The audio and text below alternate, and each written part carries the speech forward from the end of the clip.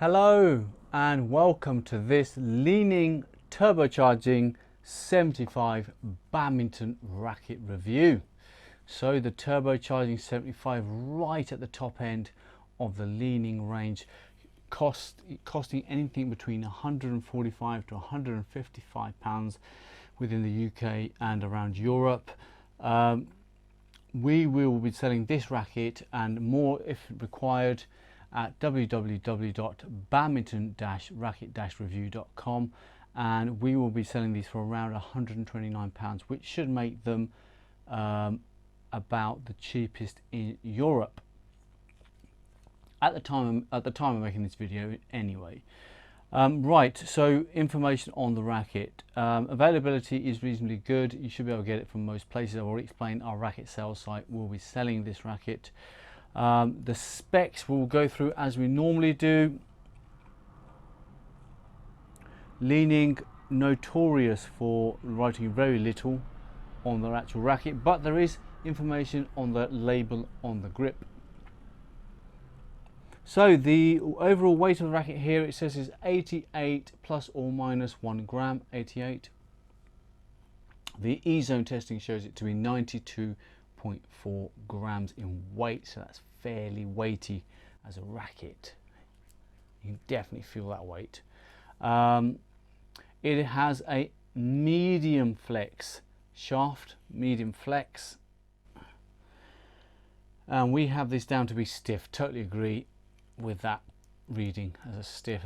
The E-zone testing shows it stiff. The balance point of this racket, 295 plus or minus 2 grams, so we're talking about just very slightly edging towards the head of the racket. Their Badminton Racket Review E-zone testing shows this to be head heavy quite significantly, and I can tell you, if you feel one of these rackets, you can definitely feel an immediate drop towards the head.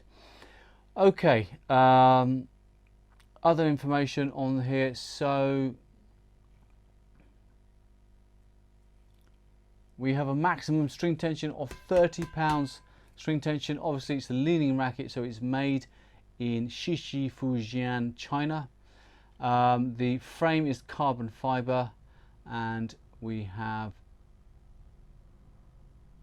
information on the grip, which is all this polyurethane, so that's fine. No other relevant information here that I can think of. Has various technologies talking about shock absorbency and stuff like that, but it's not something we've tested for or could really testify to. So the design of the racket, well, Li-Ning have actually produced some really nicely designed rackets in recent times. This one is also interesting. It has this kind of reflective paintwork on the side of the head. It's going to be difficult to show you on camera, but if I turn it from there, it looks blue, turn it down, it looks green. So there's kind of unique paint job they've done. It's a matte black frame and shaft, very well executed, as you would expect from Li-Ning. Doesn't inspire me particularly, but it is very well executed and feels like a really well made racket. Take a look at these close-up images and see what you think for yourself.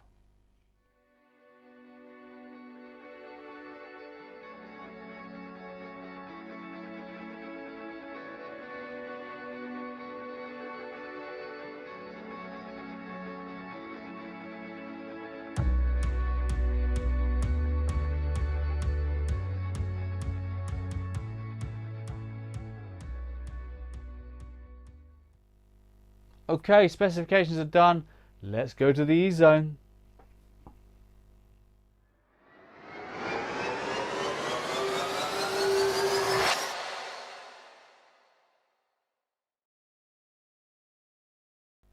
Okay, so before we start our E-zone testing, what do you need to know about how we test our rackets? Well, first of all, we use the same shuttles, the Yonex AS30s on all tests. We re-string all of the rackets with Yonex BG65 at 25 pounds tension, and it's the same player taking all of the shots. Right, now you have some basic understanding of how we test. let's move on to the smash test. The smash shot that you're seeing here, and for all of the rackets we've tested within Badminton Racket Reviews E-Zone, we take generally 6 shots. We take the 2 highest racket shuttle speeds, and we average those to give us a overall speed. If those two readings are not within a certain percentage of each other, we then retake the entire test. This shot measures the shuttle speed coming off the racket head, and also if you go across to the E-Zone, you'll see a picture similar to the one you're looking at on the screen now, which accompanies every single racket within the E-Zone, so that's nearly 650 or more rackets, with this kind of smash JPEG showing you the racket head speed, the shuttle speed, the distance, and the approximate repulsion of the racket.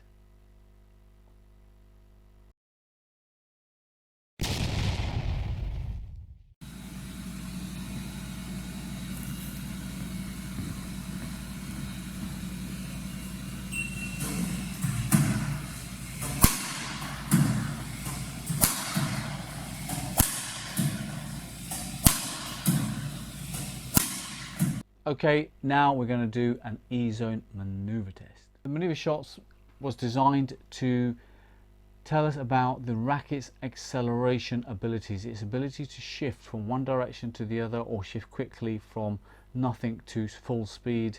It also tests the racket's aerodynamics. In this test, the player is sitting still with the racket, and once the shuttle is fired, and we measure the shuttle speed to ensure we have consistency within the tests, so it's coming at the same speed all the time, or roughly the same speed as much as we can control anyway. And then the player reacts once the shuttle is fired to hit the shuttle, and we are measuring the head speed of the racket during that test.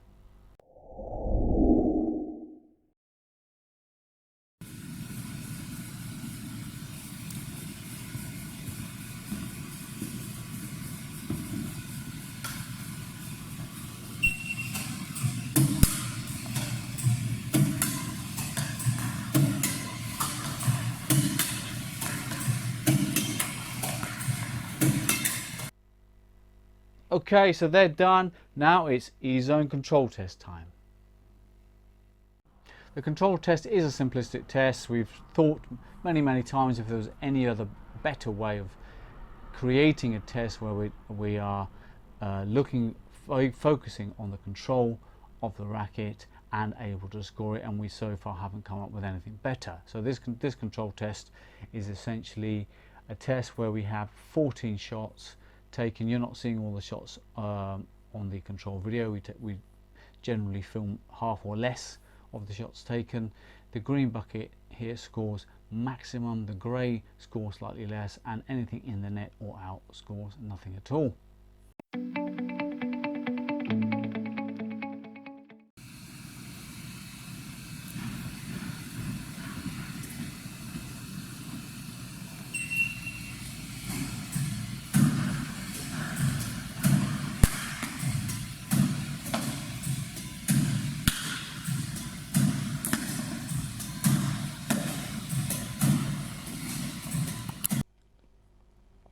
So, top end of the Li-Ning range, this turbocharging 75, how does it play? Well, to use the racket, there is weight. You do feel weight in the racket. Its primary strengths are it does deliver decent smash power, and Li-Nings are champions when it comes to control. Really decent level of control.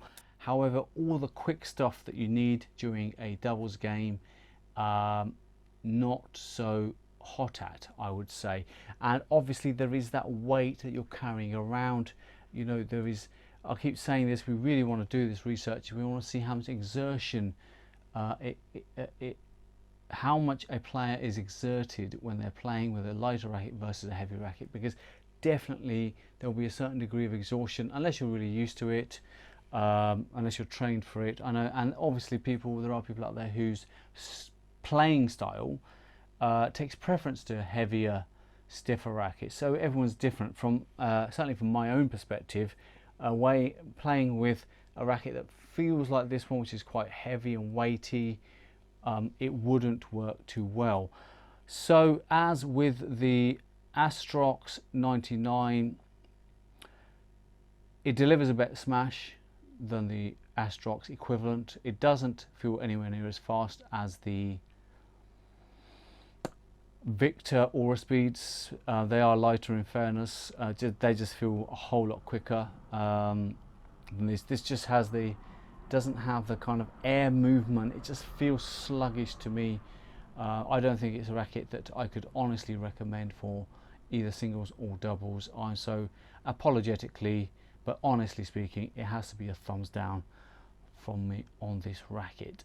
However, I know that doesn't put off many people because Li-Ning is such a highly recognized, decent quality brand. There will still be massive demand for this racket. I hope that certainly helped in shaping, or at least help you build a view of the racket. If you've got this racket, so I know it's got some popularity. If you've tried this racket, have you left a review? Are you an eZone member? Please do leave a review on the eZone page for this racket. If you are not an eZone member, leave a review on any of the social media channels, on any of our social media channels, and let other people know how this racket plays. Don't forget that we have so many visitors to our social media, Instagram, social media, Facebook, YouTube, and thousands of people visit the eZone every month. So please leave your reviews. So helpful that we help, so important, sorry, we help others to share our experiences with rackets. Outside of that, absolutely phenomenal the amount of people that Badminton Racket Review is now reaching around the world. Thank you so much for the support.